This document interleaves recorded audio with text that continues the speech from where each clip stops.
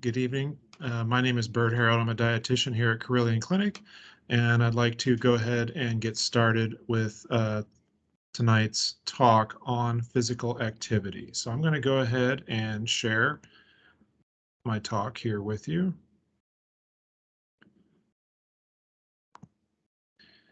So here we go. So physical activity and nutrition for weight loss. So my name again is Bert Herald. I'm a dietitian here at Carilion Clinic. I work mostly outpatient in helping with weight loss for my patients is typically the patients that I see. So today we're gonna talk about physical activity that can help you with managing your weight and for weight loss. I'm going to talk briefly about obesity, the problem of obesity, some background and scope of the problem. And then we're going to move into some basic guidelines for physical activity, but then I'm going to hand it off to guest presenter, Virginia Tech master's student, Spencer Ferguson, and he's going to go into much more detail for you about physical activity. And concluding tonight's talk, there's going to be a healthy meal that's going to be presented. I'm going to go ahead and present that from my kitchen, show you a little bit of what I did to prepare that and why it's healthy, and we will go from there. So here's a series of classes for 2022. We've done the Mediterranean meal pattern in January. Today's talk, again, is on physical activity to support weight loss. The next talk will be tracking and measuring coming up in May. And then we've got a few more talks there the rest of the year dealing with different topics for weight management.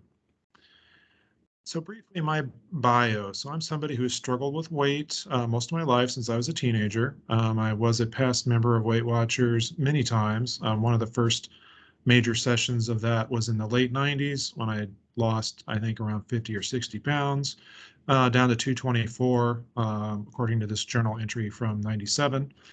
And it's been something that I have struggled with up and down, lots of yo-yoing over the last, since I was a teenager, so few decades now. My last major and most successful weight loss was between 2011 and 2012. I lost 115 pounds. That's been about a decade ago now. And I'm happy to say that the vast majority of that is still off. I have had some ups and downs with it, has not stayed right at 115, but it has most of it has been kept off, and I'm very pleased to still be off of medications and some things that were not so good back when I was well over 300 pounds there for a while. So I did become a runner as kind of part of the evolution of what happened when I lost a lot of weight. That was a big part of my life. I still run, not as much now, but I did a couple of marathons and a bunch of half marathons, had a lot of fun with that. And I actually did a career change, left engineering to become a dietitian. And that process led me to Radford University to get a different degree that was suitable for dietetics, and then an internship for a couple of years, or not a couple of years, a year internship with Lenore Ryan down in North Carolina. They had a remote program. I did a lot of my rotations here in Roanoke with Carilion, and after I graduated, I actually went to work for Carilion, and that's where I am today. And that's just a little picture of me counseling a patient at ION, which is where I work on Franklin and Wanju. We have a little counseling room there. So strategies for weight loss, just an overview. So we want to start out these weight loss efforts with a healthy, kind of a baseline healthy diet. That's really my goal when I work with patients. It's not about fads or anything, funky. It's really trying to use the most healthy approach to nutrition that I can put together for the patient. Typically, that's going to be something close to the Mediterranean diet. Lots of fruits and vegetables, a reliance on a lot of seafood and fish as kind of the predominant meats, along with turkey and chicken. Very little red meat, and whole grains are plentiful as well, and low-fat dairy. Tracking and weighing is going to be the subject for my May class. That's a very, very important part of successful weight management, weight loss, especially weight loss. It's a tool that we have at our disposal with these phones now that are ubiquitous. Lots of great apps that we can run on these phones to help us track and measure and lose weight. Today, the focus is going to be on exercise. Again, another very important key part of any sort of weight management program is, I think most of us would realize, is exercise. And we're going to talk about that how it can fit into weight loss, and some things kind of peculiar to weight loss for exercise. And finally, another major part of this entire package of weight loss in terms of strategy is support. And we're going to kind of talk a little bit about that in July. So why do we want to do physical activity? I think most of us know a lot of these reasons, but it's always good to kind of go through some of these reasons that, clinical reasons that justify, staying active and not being sedentary. Um, we know that it lowers all risks of all cause mortality, so causes of death, lower risk of diseases such as type 2 diabetes, heart disease, lower risks of various cancers. There's a long list: bladder, breast, colon, should be breast, comma, colon, endometrium, esophagus, kidney, lung, and stomach. Lower risk of high blood pressure or high cholesterol, improved cognition, so thinking ability, reduced anxiety, improved sleep, which again, improved sleep, reduced anxiety, those two things can also help us manage how much we eat, as it turns out, can help us with our appetite. Improved bone health, improved quality of life, just in general. Lower risk of falls and fall-related injury, especially with older adults. So those are some benefits of exercise. Now, what are some benefits for weight management for exercise? So obviously, I mean, I think you think about it, you're burning more calories, so it's a little easier for us to lose weight generally. With the calorie burn, prevention of weight regain following initial loss of weight. That's been shown in research that those who stay physically active, they tend to not regain the weight as much as those who, become sedentary. Um, and improve sleep and anxiety. Again, those are key. Sleep is definitely a big key, and something that I talk more about with my patients here lately, especially. We know that improved sleep kind of reduces hunger. Um, and so if you can reduce hunger, definitely it's going to be a little easier to manage weight. I think that makes sense. um, so there's a lot of benefits here for weight management specifically. How much exercise is needed? The basic guidelines for all adults, regardless of the desire to lose weight, is about 150 minutes per week. So whether you're trying to lose weight or even if you're not trying to lose weight, this is the general guideline for physical activity each week, about 150 minutes of moderate level aerobic physical activity. So think of like a brisk walk, maybe something like water aerobics, even yard work might qualify depending upon what you're doing. 75 minutes of vigorous activity would also meet this goal per week. Vigorous is going to be more along the lines of jogging, kind of these really high octane, step aerobics classes and stuff where you're really getting your heart rate up.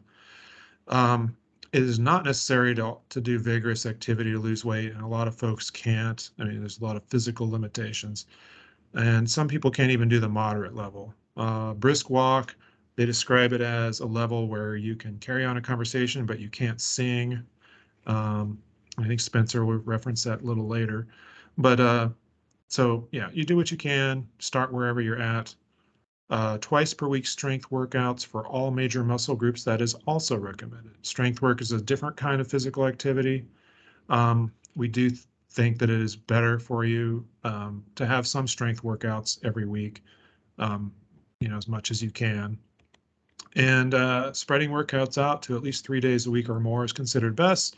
Sometimes because of our schedules, we tend to clump everything together into maybe one big workout or 2 workouts a week.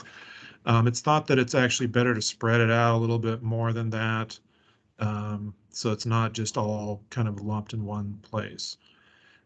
Check with your doctor before starting any exercise regimen. That's always important, or really before any weight loss regimen either. It's always good to check with your doctor. So how much exercise do you need for weight loss? The guidelines for that actually say a little bit more than the 150. They say 250 minutes a week or more of moderate aerobic activity. And basically, the more you do, the more benefits you see. They call that the dose response. Whether or not you're able to actually achieve that is subject for some debate. A lot of my patients can't.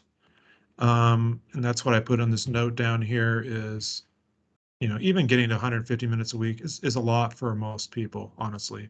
But some are able to, and it's certainly great if you can do that. I would highly recommend it. You will have more benefits, more various health benefits, and also find weight loss is a bit more achievable with that higher level of activity. And again, for weight maintenance after the loss, we still suggest, trying to get this kind of higher level of activity. That's sort of the sweet spot, I guess, if you can achieve that for sure. So without further ado, I'm going to hand it over to guest speaker Spencer Ferguson, and he's going to go ahead and take it from here, and he will do the rest of the talk on the physical activity portion for tonight. And then again, I will pop back in at the very end for questions and answers along with Spencer and also the cooking segments. All righty. Generally, we want to see people, the College for Sports Medicine recommends that usually we get resistance exercise about twice a week. And so what is resistance exercise? So we can think about this as being things that are taxing on our muscles. A lot of times people might think of something like lifting weights when they think of resistance training, and that definitely is a kind of resistance training. But just like with cardiovascular exercise, there are all sorts of different types that we can look at for resistance training. Right? And one of the reasons that resistance training is so important for weight loss and for maintaining that weight loss is, like we talked about before, metabolism, a lot of it comes down to muscle mass. And so with resistance training, generally people use that to either build muscle mass and and to grow their muscles, or to keep the muscle mass that they already have. So if you are losing weight and you are doing resistance training, then your body can maintain some of that muscle that it has. And in doing so, you can maintain your metabolism while you drop weight. Okay? So thinking about resistance training a little bit, like I said, there are all sorts of different types. So resistance bands, like you might think of like a big elastic, almost like a big rubber band, those can be a great way. And that is something that is inexpensive and that you can keep at home to get resistance exercise, with the idea being that as you push against this band, as it stretches further, then it's getting harder to do that. Okay, so that's putting more tension on your muscles while you do that. Body weight exercises are another great way to go. And that would be things like push-ups, or you could do modified push-ups with your hands up on something higher so that you take a little bit of that pressure off of your muscles. You use the physics there a little bit. You can also think about things like step-ups, like onto a stair or onto some kind of step. Those are all things that will how would you want to say it? That would qualify as resistance training, okay? Even if it's not something like lifting weights, which is another really good way that resistance training can be done. So one of the benefits that lifting weights has is that you have a little bit more variability and a little bit more ability to be specific on the amount of weight you're using. So if you're using something like a resistance band or a body weight, you are sort of locked into a certain resistance that you're going to be working against. But with something like dumbbells, which is what's in that picture in the top right there, something like that, you can choose one that weighs 5 pounds or 7 pounds or 10 pounds. And so you have a lot more ability to really be specific on how much resistance you have. And that can be a really good way to meet yourself where you are when it comes to getting started. You can tailor it to your strength level that you have right now. So when we think about a resistance training program, we want to think about one that is going to hit all of your body's major muscle groups. So that would be things like the chest, the back, the legs, the shoulders, the arms. These are all your body's big muscle groups, and exercising for these muscle groups is going to give you the most bang for your buck when it comes to maintaining your muscle and when it comes to burning calories during these workouts as well. Okay, so I won't get too deep into what the college recommends for what an actual resistance training session looks like. But the idea is generally that it's going to be several different exercises. You're going to do each exercise several times. And each time you do that exercise, you'll lift a weight for between 10 and 15 times. Okay, so that is when we think about the exercises, that's the different things that you're doing. So maybe you're doing a shoulder press, and maybe you're doing a lunge or a squat. Those would be different exercises. If we're thinking about the sets, that's the number of times that we're doing that exercise. And the repetitions, those are each time you do the exercise, how many times are you going through that motion? Okay, so that just kind of clarifies some of that nomenclature a little bit, and hopefully gives us a good place to start. So speaking of good places to start, if you are just getting started with a resistance training program, or you feel like you've tried everything that you can and you don't really know where to go from here, it can be a really good idea to track down a personal trainer that you work well with, because that can be really encouraging. They can help you put together a plan and help you enact that plan safely. Okay, so making sure that what you're doing is going to be safe for you, for your joints, for your heart, for everything else. The same idea like when we talk about making sure that you are consulting a doctor before you start a new program like that. Okay, those are both can be important pieces of that. So now we get into this piece about resistance training and metabolism. So we mentioned before that generally we can't really control our metabolism, and that for the most part is true with a little bit of exception. So I'm going to talk through this quick study that was done. It was done on a younger demographic, so 18 to 35 years old, people who were untrained. So they did not have a history of doing resistance exercise. And so what they did a 9-month-long resistance training program where they were working out 3 times a week, and they were working on all of these major muscle groups that we talked about. And they found that these participants, at the end of the 9 months, they actually had increased their resting metabolism. So the energy that they burned just by sitting around, by resting, they had increased their resting metabolism by about 5% on average. Okay? And so while that's not a huge difference, that can absolutely be significant for a lot of us.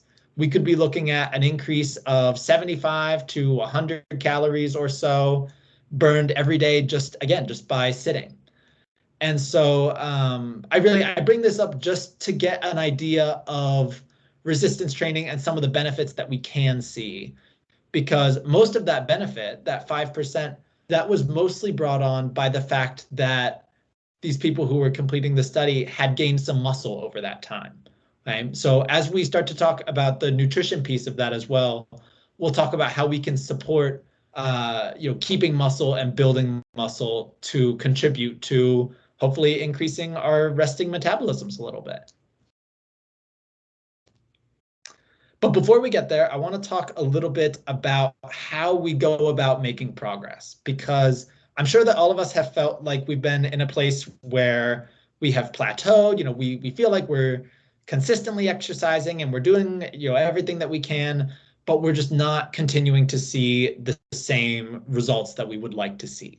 And so we're going to talk a little bit about how we can play around with our exercise to keep on seeing benefits when we feel like we have plateaued a little bit. And so the way that we can play around with it, we can adjust the duration of exercise, which will be thinking about how long are we exercising for. We can adjust the intensity, which would be how hard are we exercising. And we can adjust the frequency, which would be how often are we exercising. Okay, so that first piece, duration, is all about how long we're exercising. So if I can go from exercising, say I'm walking and I'm doing a brisk walk and I do it 3 times a week and I'm walking for 30 minutes at a time. So I can increase the duration. Maybe I start walking for 40 minutes at a time. And so all of a sudden I've increased the amount of time I'm exercising. I've increased the number of calories that I'm burning during each exercise session. And that can contribute to me, getting back on track with losing some weight. The same thing can happen with intensity. So if I go from, maybe I'm walking on a treadmill and I'm walking at a pace of 2.5 miles per hour. Well, if I want to increase the intensity, maybe I walk for the same amount of time, but I walk at 2.7 miles per hour instead. Or maybe I walk at 3 miles per hour.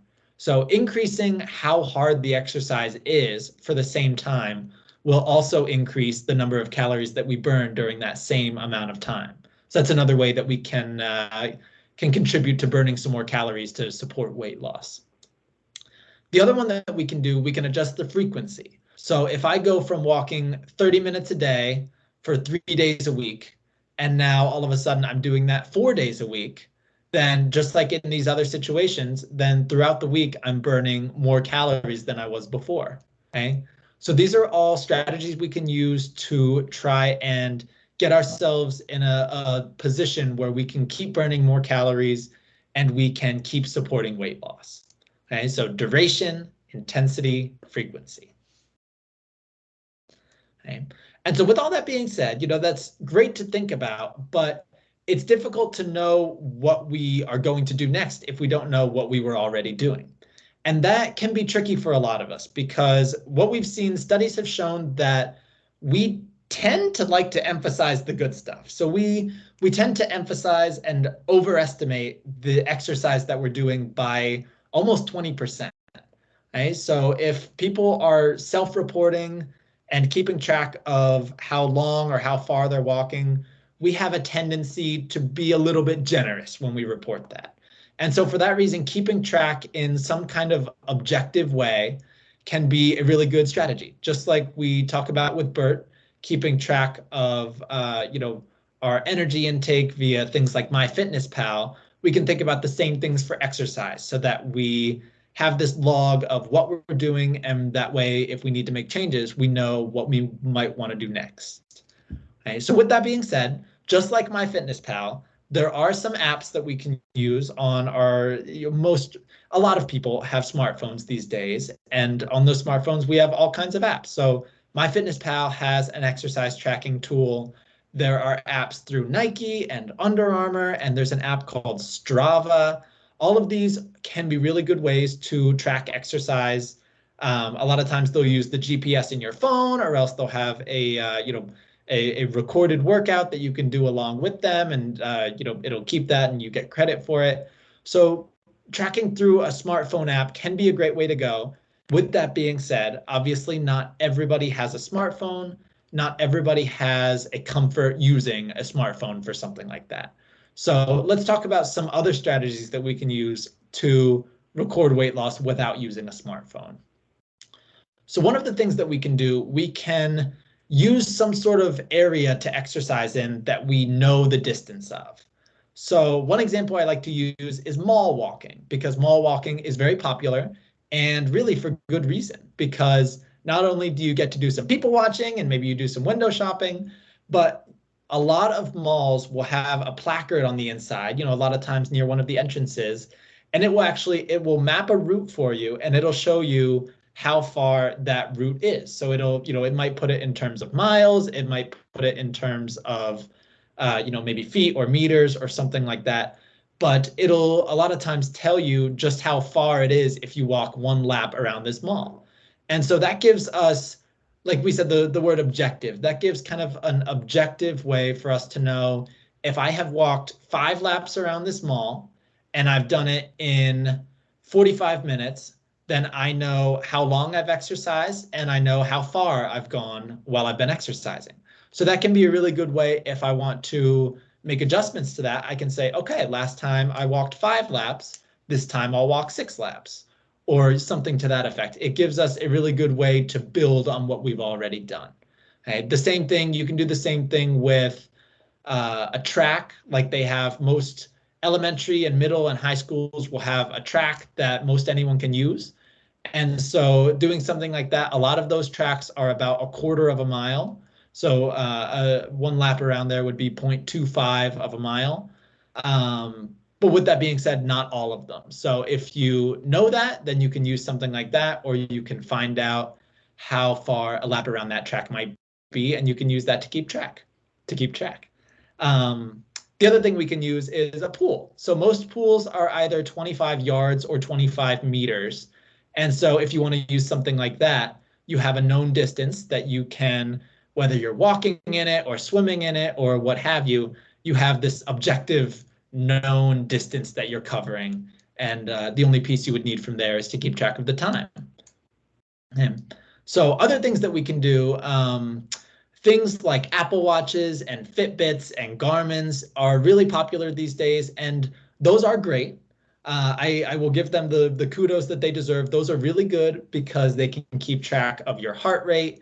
They can keep track of the steps you've taken, your exercise. They can even remind you when it's time for you to stand up and when it's time for you to exercise.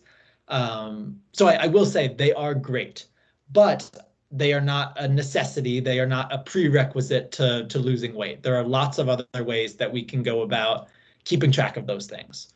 So one of the things that has been around for a long time that is still tried and true are the clip-on fitness trackers, or a lot of people think of them as pedometers. So those can keep track of the distance that you've covered while you've been walking. They can keep track of the number of steps you've taken. So things like that can be great. Things like heart monitors can be great.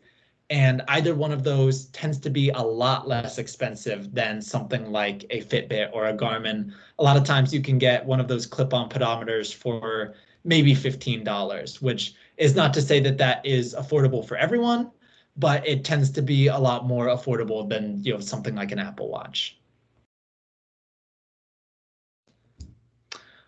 One other thing that is really important for us to consider, and I think important for us to talk about and have a sense of, is when we're doing exercise, you know, which exercises are better than others for burning calories, and how many calories might I burn during an exercise session. Right? So what I included, this is from Harvard Medical School's blog.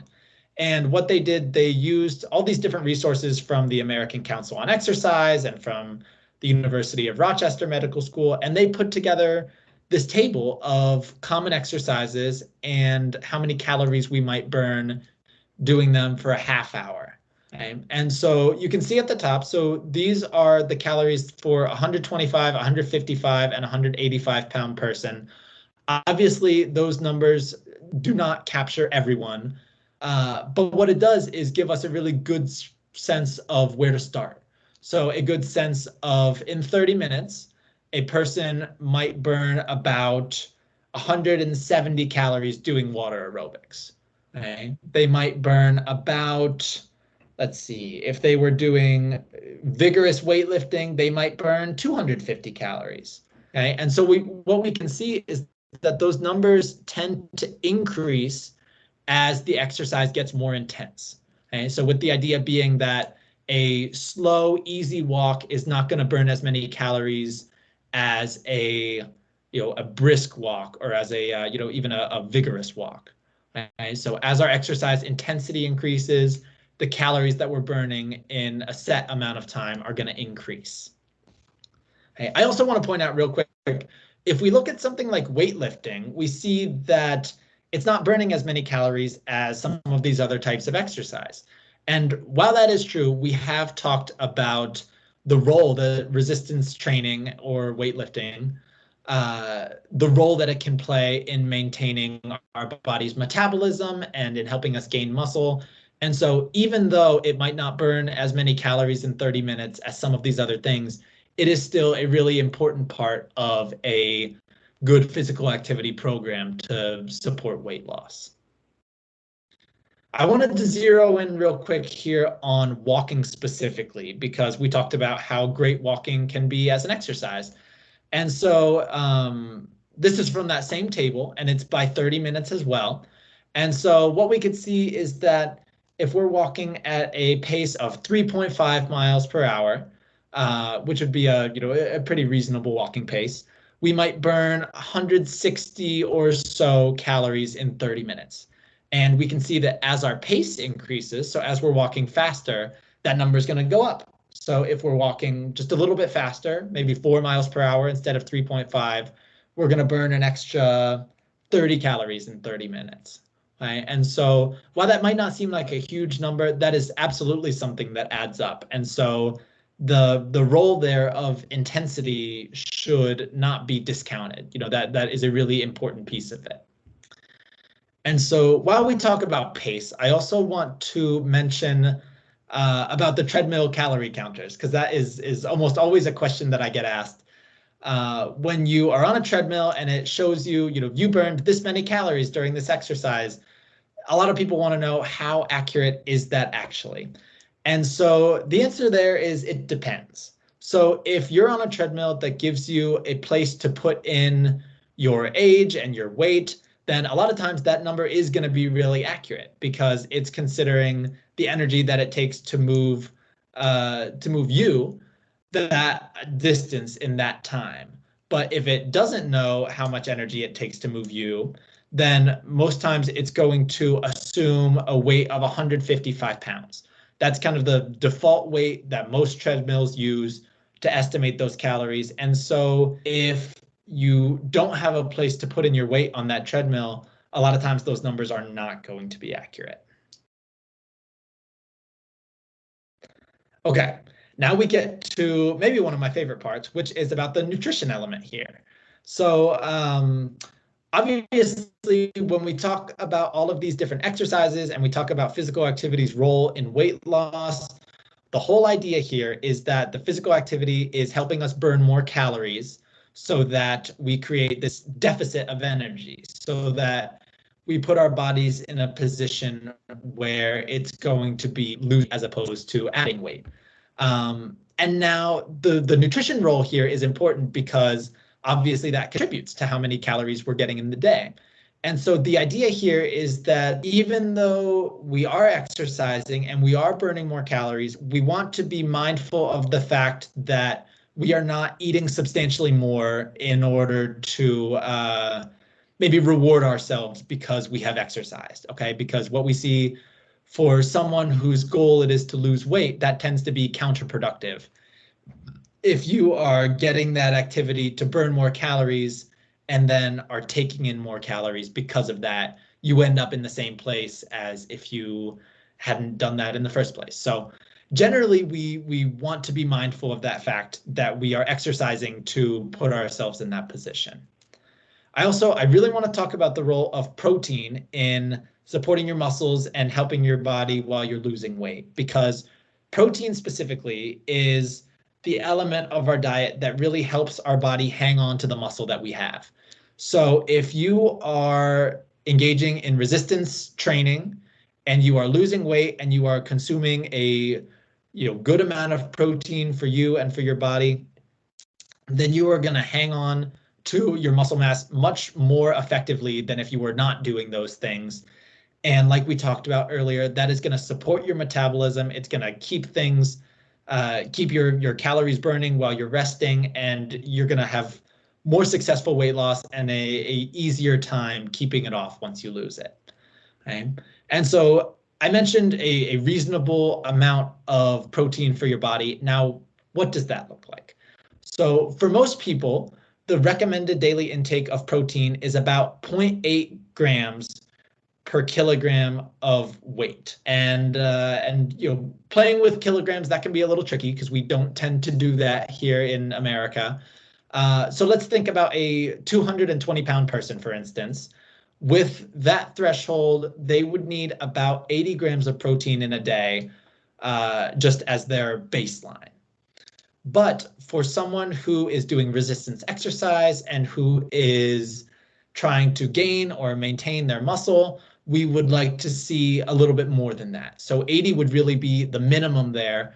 We would actually like to see closer to 150 grams or so per day for that person. Okay, so that represents about 1.5 or 1.6 grams per kilogram that person weighs. Okay, and if you've never used kilograms before, all you have to do is take the weight in pounds and you divide it by 2.2, okay, and that will give you the weight in kilograms. Okay, so that is generally about where we like to see the protein intake for someone who is trying to lose weight and is trying to maintain or build some muscle while they do that. Okay. The last piece here is hydration, which I think anyone who has talked with Bert before has talked with them about the importance of drinking water throughout the day. And that is no different when we are trying to be active when we are walking or lifting weights or doing any other kind of exercise. When we sweat, that is our body losing water that we need, really, and it loses that sweat as a way to cool down our body. So what we need to do is then replace that water with at least that same amount that we've lost, if not more, right? So really, without getting into the weeds, this really just means we want to be drinking water throughout the day, and you want to be drinking water around exercise. You don't need to be chugging bottles of water right before you go on a walk or a bike or whatever. But the idea is that you want to be drinking water throughout the day, and you want to make sure that you're hydrated before, during, and after exercise to have the best results and to stay healthy as well. I want to talk a little bit about group because we have seen from studies that people who have social support, while they try and make behavior changes, and especially while they try to reduce risky behaviors, we've seen that people are a lot more successful at doing that when they have social support. So there was a study that compared people who had social support versus people who didn't, and they found that these risk scores that they gave them, the groups that had social support reduced those risk scores by 60% compared to the people who didn't have support. And people who had multiple support people, they reduced those risk factors by 100%. So we can see that having support can make a big difference in our ability to make these really meaningful changes. And these are some of the ways that we can get started with that. So there are a lot of community and rec center events that we can participate in, things like the YMCA. I found an organization, CNC Runners. They are a group in Roanoke, and they hold group walks twice a week. So things like that, opportunities that you have to go and engage with other people and meet people who are in the same boat as you, who have the same goals. That can be really impactful, and it can really support those changes that you're trying to make. The same thing with group exercise classes. So Carilion Wellness offers group exercise classes. Most rec centers, most YMCAs, most organizations like that will offer group exercise classes as well. Most gyms in general, really. And from there, it comes down to finding exercise classes that are interesting to you.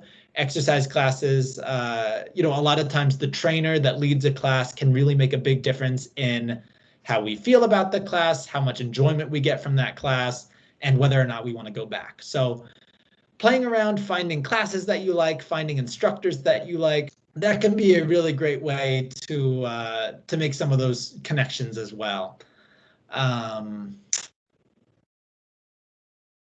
And with that being said, we are really fortunate in the Roanoke area that it is a city and there are lots of things around us, as cities tend to have. So I just put this together. This is just, I just did a search for gyms in the Roanoke area that's on the left and parks that are in the Roanoke area on the right. And so really, I just do this to show you that there are all sorts of these spaces around us.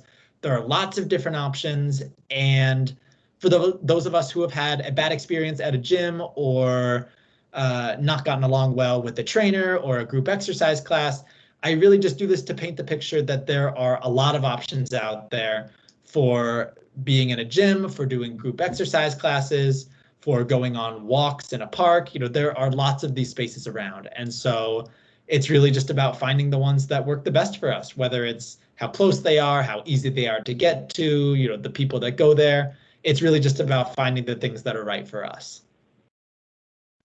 Now, this I bring up just because I think it's really interesting to see these on the rise. There's one of these in my apartment complex here in Blacksburg as well. But they have started making these outdoor fitness parks, which I think is such a cool idea. So these two are both in Bedford, and what you can see is that they have all these little really free, accessible outdoor opportunities for exercise. So they have these little steppers. They have some little steps that you can step up on and use for resistance training. It's just a really cool idea that throw out there to put it on your radar, because I think that we will be seeing more of these in coming years. And it's a really cool idea for something that's free and accessible. And the weather's nice, you can get outside and take advantage of these things. So my last two slides here, I really just want to wrap things up. And I want to address that I know it's not always easy to make behavior changes like this. The reality of making these changes is that it does oftentimes come at the expense of other things. So if we're taking more time to exercise, that might mean we have less time for other things. And so it isn't always easy, but it is really important. It is really important for losing the weight. It is really important for maintaining the weight loss once that's done. Like Bert mentioned, it can be important for our stress, for our overall health, for our blood pressure, for preventing cancers, for all sorts of different things. So finding ways that work for you is really important. And at the end of the day, something is better than nothing. So even if it's not the full 150 minutes per week, the reality is that something is definitely better than nothing. So figuring out what you can do, how you can start, and how you can build from there is really the first piece of it. So these are a couple tips in the spirit of that I have to getting started, or if you're already started, to keeping things going. And so the first of all would be to make a plan. So to figure out when you're going to do things, what you're going to do, where you're going to do it, how long you're going to do it. It will set you up for much more success than if you kind of just fly by the seat of your pants and say, ooh, you know what, today I think maybe I'll do something today. It's more motivating and just creates a better system and a better schedule that you can keep to if you make a plan. Just like we talked about with social support, having some sort of exercise buddy, some sort of social support system, a friend, a trainer, a spouse, someone that you can do these things with is really meaningful. Rewarding yourself. Like I said, this isn't always easy. And when you are consistently doing something, when you are making the progress you want to see, it's important to celebrate those victories and to reward yourself for those. But it is best if those rewards are not food related. Okay? So rewarding yourselves with snacks or something like that is not as wise of a decision as rewarding yourself with a trip to somewhere or a day of doing something you enjoy. Rewarding yourselves with things like that can contribute to this lifestyle that you're building can be a really good way to go.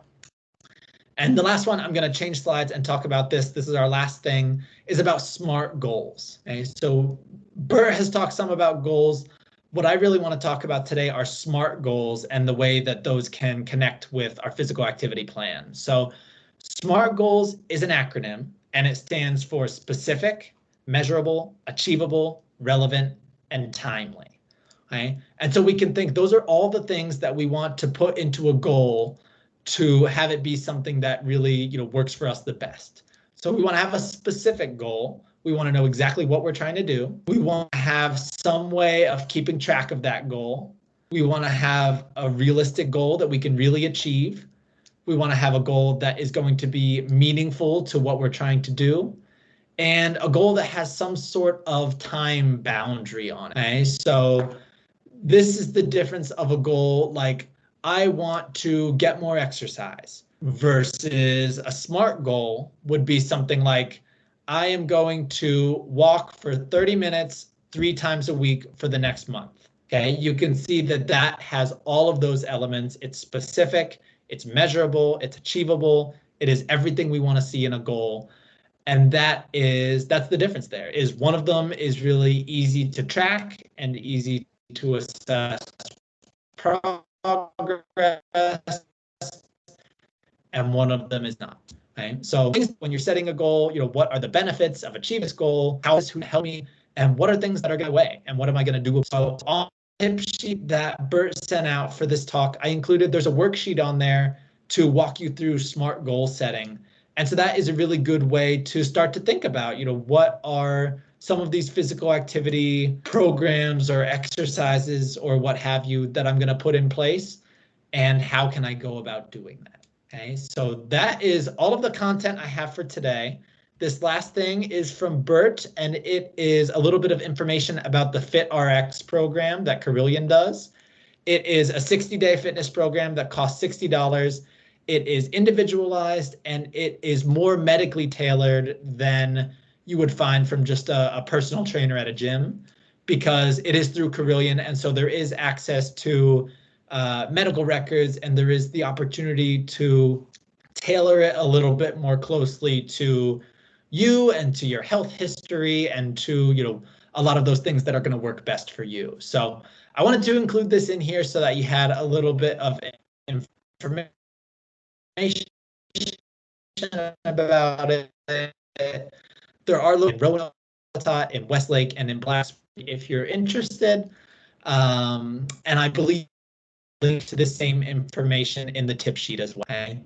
So that is all of the talk I'm going to do today. Thank you so much for here and listening to me as I talk about all of this. We are going to go ahead and turn things over to he does his cooking demonstration, which it looks like he is getting started with there, if I'm seeing that on the camera. Or actually, maybe he already has been started. I'm not sure. But I'll turn things over to him and he can talk about that. Yeah, thanks, Spencer. Hopefully you're able to hear me. Everyone able to hear me okay still? Am I coming through, Spencer? Yes, yeah, I can hear you. All right. Yeah, great talk. Thank you for that. And just a couple things I wanted to just mention from what Spencer was talking about. So real quick, just on the FitRx, that's something that, with patients that I see, I can put in a referral for them. If you're seeing a Carilion physician, they can also put in a referral for that program. And that's a really great way if you're just looking to get started, you're not really sure how to come up with the SMART goals and kind of what you want to do. They can really get you sort of jump started with all that stuff that Spencer talked about, the reps, the types of exercises, what's appropriate for you given your situation. So that's a really good sort of program that we offer at Carilion, and definitely consider that, in your plans. The other thing I was going to say is, if you're in the Roanoke area, and if you haven't checked it out already, the Greenway is a tremendous resource that we have access to. It's just a long stretch. I think it's about maybe 13 miles, 14 miles from end to end, and it links up with a lot of different, there's a Roanoke River Greenway, there's Tinker Creek Greenway, there's 2 or 3 other greenways that splinter off from the main greenway. And it's a really great system for walking, bike riding, jogging. I mean, there's a lot of people there. It's generally pretty safe. And as we get into the warmer months, that's a good kind of thing to consider as well. And one final point I was just going to say, I was happy to see the information that he provided on metabolism. I get a lot of questions from patients. How do I boost my metabolism? Is there a food to eat that's going to increase my metabolism? Or maybe they saw something, on Facebook, or someone said something like, if you just eat more watermelons, or some special food that's going to boost your metabolism. And there really isn't any evidence base behind that, but there is some evidence, as he showed, that when you do strength training especially, you're going to see a little bit of an improvement in metabolism. And I tell patients it's not a lot, and he said 75 to 100 calories over 9 months, so that's not a lot, but it is something, and it is kind of significant. So, if that's a question you have and that's something you really want to pursue, I want to find some way to kind of boost my metabolism, that's an evidence-based way to go about it, is to stay active, try to stay fit, stay active. And, that's really the best way we know of. And, science is always moving forward. Maybe there'll be something different later on, but for now, I think that's really kind of the best advice on that, I would say. So, without further ado, so this is the little recipe segment that I do every time I do a class here. So this is a recipe off of the USDA. It's called My Plate. So you can go to the USDA website, and this is a free recipe. So all the recipes on USDA are free and easy to kind of pull up. And one of the advantages of something like USDA is that these recipes are not only very healthy, they've been reviewed by doctors, dietitians, but they're also relatively inexpensive and easy to prepare generally. I mean, I'm sure there's always some exceptions, but most of the stuff I found on there is very straightforward and also very healthy. And so I always encourage my patients to kind of check it out as one of the resources that I direct them to, that's free and very helpful. So this one is an Asian mango chicken wrap. And as you can see in a little picture there. And this is kind of, some of the ingredients that go into it. So, mangoes, you have to use a couple of mangoes, some roasted chicken breast. So I went out and got these ingredients. I actually went to Fresh Market and I got some roasted chicken breast. I didn't roast my own chicken, but obviously, if you do your own, it's probably even better. But green onions, some basil. I used just dried basil, but if you can definitely do fresh, probably tastes a little better. Red bell pepper. This uses some Napa cabbage or shredded Savoy, either one. They actually had Napa cabbage there at the Fresh Market, as it turns out. Probably you can find cabbage. It doesn't have to be Napa. I'm sure you could use red cabbage. At Food Lion or Kroger, you're not going to see a big nutritional difference there. So it's kind of personal taste. A couple of carrots, some fat-free cream cheese. So you sort of have your dairy component with the cream cheese. You get the calcium, vitamin D. Peanut butter, a little additional protein, some different textures there. You want to try to do the natural peanut butter so it doesn't have any salt added. Generally, the natural peanut butter also doesn't have any sugar added, so that makes it a little bit more healthy than Jiffy and some of these other brands out there that you see.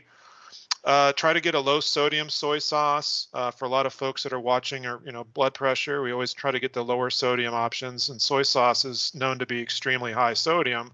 So that's something to keep in mind for a lot of folks. And then try to get a whole wheat tortilla. I found some again at the same store. I'm lazy. I just try to get it all at the same store. But they had some whole wheat tortillas there. So it's a real simple recipe. I mean, basically you just chop these things up, put them in a bowl, kind of mix them around, and in a separate container you make this sauce, which is kind of interesting. I haven't had this cream cheese peanut butter sauce before. And you just spread it on tortilla, wrap it up, and put a toothpick in it, and that's pretty much it. And so one of the things I like about this is that this makes 4 servings. One of the things I like about it, of course, it's healthy, but it's also, again, it's fairly easy, straightforward to make. And once you make it, you get 4 servings, so you have leftovers. And when you're trying to lose weight and you're tracking what you're eating, it's really important. It's a really important strategy to have things that are easy to make for you, because a lot of us are not necessarily driven to cook a lot, and we're pressed for time and a lot of other issues. So this is easy to make, makes 4 portions, and you can just kind of, put them in the refrigerator and pull them out and have a really nice wrap when you get home from work. The reason it's healthy, so there's a few good stats on it. As with everything that I present here, it's going to be reasonable with calories. So 440 will typically fit into most people's meal plans. The lowest calorie total is usually about 1,200. So that would be a pretty decent sized dinner for folks doing a 1,200 calorie plan. You may have to split it in half if you have some sides that you want to add on, but for most folks that'll work pretty well. It's very low in saturated fat. So saturated fat, again, is linked to coronary artery disease and just heart disease. So we want to try to keep that number down, and 3 grams is a very low level. Sodium, again, I would say it's modest in sodium. We try to keep sodium below 300 if we can for those that are really strict with their sodium. But 570 will certainly be okay for most of us, if we're trying to just keep it under about 2 grams a day. That's a pretty reasonable amount of sodium. It is definitely not high sodium. Carbohydrates, again, you got fiber there. You got 9 grams of fiber. So a lot of that fiber is, you have the mango in there. You've got some of the cabbage. You've also got a whole wheat tortilla. That's all going to contribute to the fiber. Fiber is really important, not just for things like colorectal cancer and things of that nature, but it helps to fill you up physically, helps to stretch the stomach a little bit and provide some bulk in the stomach. That allows us to feel a little more full after meals, which is a real big key. If you don't have as much to eat, you want to make sure that it's doing everything it can to fill you up. And so that's really important. And another lesson I tell my patients too is, fiber Making sure you get enough fiber during the day, about 25 to 30 grams per day. We know that that kind of helps to influence your gut bacteria. Healthy gut bacteria is much more likely to facilitate maintaining a healthy weight as well as to lose weight. The interaction between the bacteria and your brain, sort of the gut-brain connection, some of the signaling proteins, those all play a role, and it's something we don't think about, but you know, it's really important, and that's why meal patterns, kind of like Mediterranean diet, that are real heavy with fruits and vegetables. That's why they're so recommended and so healthy, because they're providing us all this fiber. Um, the sugars, something to point out here. So there's no added sugars in this meal at all. There are sugars, however. So the sugars are natural sugars like the fructose in the mango. Generally speaking, for most of us, you know, those are fine. That's not something to be alarmed about. Say, oh my God, there's sugar in there. Generally, if you have portions of fruit with your dinner, that's considered very healthy. I mean, they're coupled with fiber, lots of nutrients. That's not really something to be alarmed about. The added sugars, though, is something you do want to minimize. And then this really doesn't have any added sugars, so that's a really good stat. And then finally, the protein. I mean, 29 grams of protein, that is pretty high. That's a whopping good amount of protein right there. So, I mean, if you think about it, if you think about some of the numbers we were talking about earlier in the day, I mean, if you had 3 meals like this, you're going to be almost 90 grams of protein. For a lot of folks, that's going to meet their protein needs for the whole day, you know, if you can do that. Um, so, and again, protein is sort of like fiber. It helps us feel full. You know, and that's a key. I mean, you want to feel full with this. You want to feel satisfied. So again, that's some of the stats on this. So what I'm going to do now is I'm going to hopefully be able to end this and switch it back over to the camera view here. And so it should show the camera, I believe. Are you guys seeing the camera primarily now? Hopefully. Yes, we are. Okay, thank you, Spencer. All righty, so I've just got the camera sort of aimed at my stovetop here. And so what I'm going to do, and you know, I'm over here, you can see my hand. I can't really show you my face at the same time. So this is the mango wrap stuff, and I already went ahead and made this ahead of time just because it would be very time consuming. Now, I'm a slow chopper. It'd be a while for me to chop through all this material, but I can show you real quick sort of what it looks like, and the camera usually picks these things up pretty well. So this is sort of the mix here of carrots, mango, shredded cabbage, chicken. There's some red bell pepper in there, and some seasoning. Very yummy looking. Smells great. Lots of colors. Colors, again, to get more into the dietitian nerdity. The colors usually convey antioxidants. Antioxidants, we know, are protective against cancers. So you want to have lots of brilliant colors in your diet. And that's not really a weight loss thing, but that's a health thing.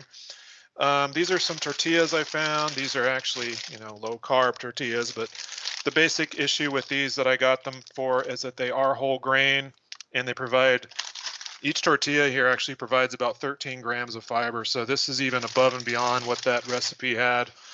So, you know, there's no rocket science to this. You just kind of scoop some of this mixture into your tortilla here, and roughly about, should be about a third or so, or a quarter of this. It looks to me like that's going to be a pretty big burrito. So I don't know, I'm going to quite be able to get a quarter in there, but you know, it fills it up pretty nice. And then this is the sauce, which I found was kind of interesting. You know, it's sort of a peanut butter cream cheese sauce, which it kind of whips up a lot of air as you whip it up. It smells real good. So I'm going to go ahead and scoop some of that in as well. So you're going to get some more protein with that on top of the protein you already got from the chicken. So that's really what's helping to contribute to push this up so high on the protein. So I'd like to just open it up for folks there. If you have any questions about anything from Spencer or myself, go ahead and unmute if you would. And you can go ahead and ask any questions that you may have, and we'll be happy to answer those.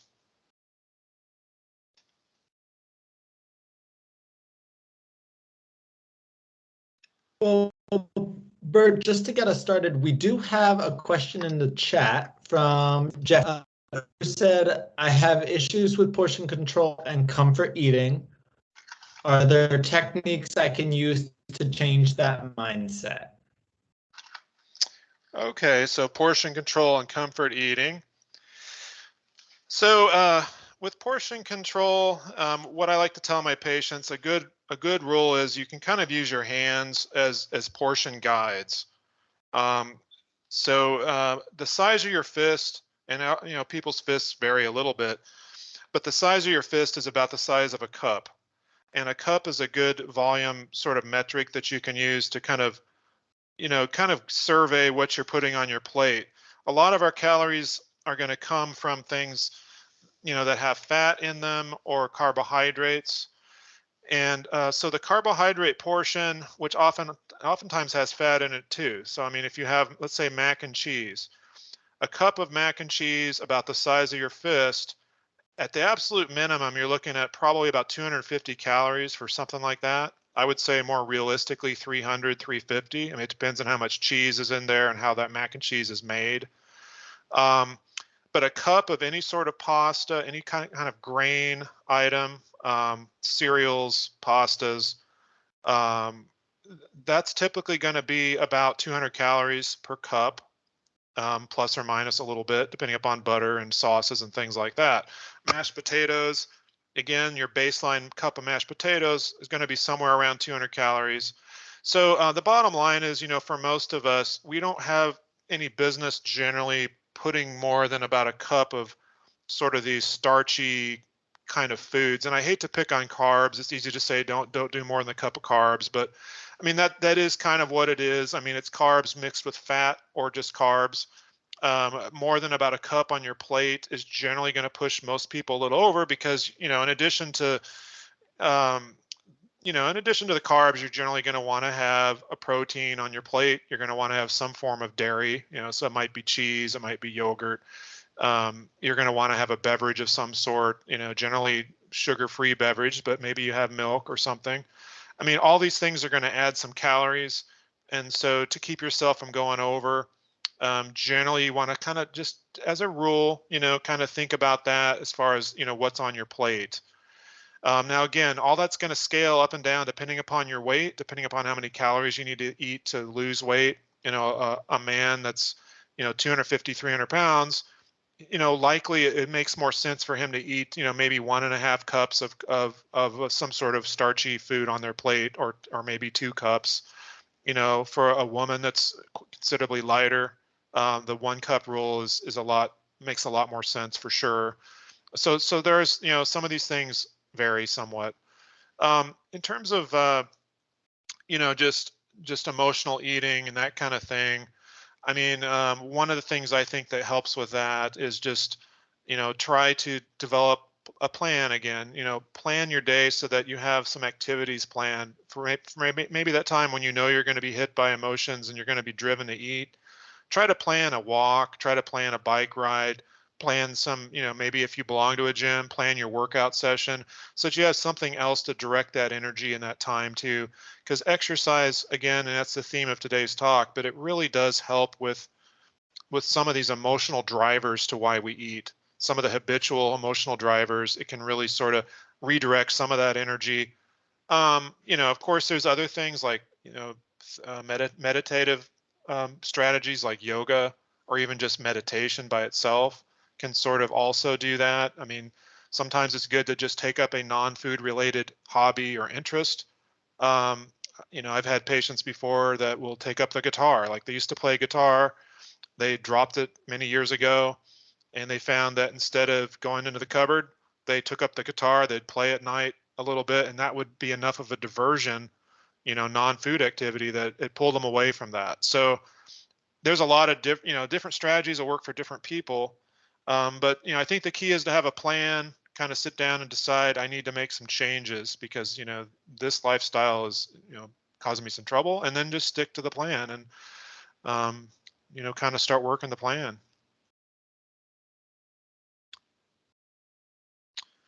So any other questions there? I guess I'll look at the chat as well.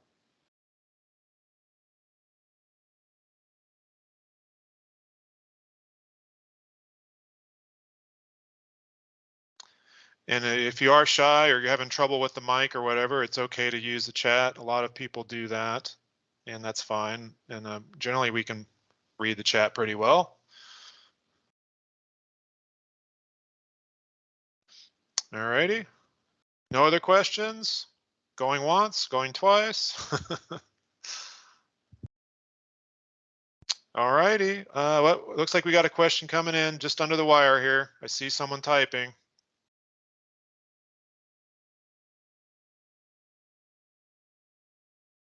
Oh, thank you, Jeffrey. Yeah, you're welcome.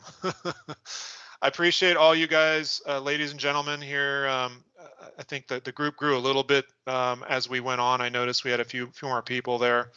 So thank you so much. Thank you, Spencer. Great talk.